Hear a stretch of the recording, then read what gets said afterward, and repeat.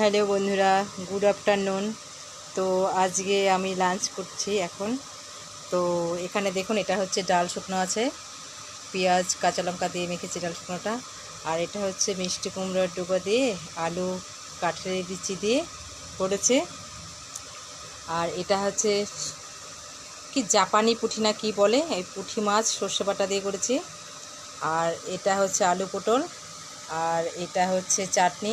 আমার অত বেশি কিছু খেতে ভালো লাগে না, তো আমি সব কিছু অল্প অল্প করে নিয়েছি। তো এটুকু আমার বেশি হয়ে যাবে আমি জানি। তো বন্ধুরা, আজকে লাঞ্চটা কেমন লাগলো।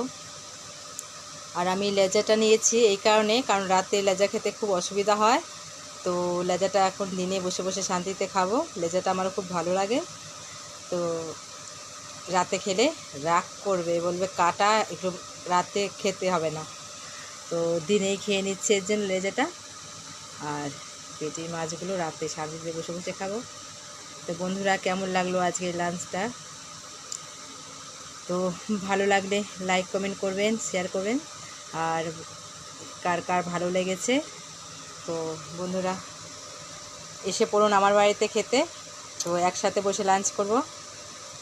তা আজকের মতো এখানেই রাখছি বন্ধুরা। টাটা। লাঞ্চ করে নিয়ে অনেক বেলা হয়ে গেছে।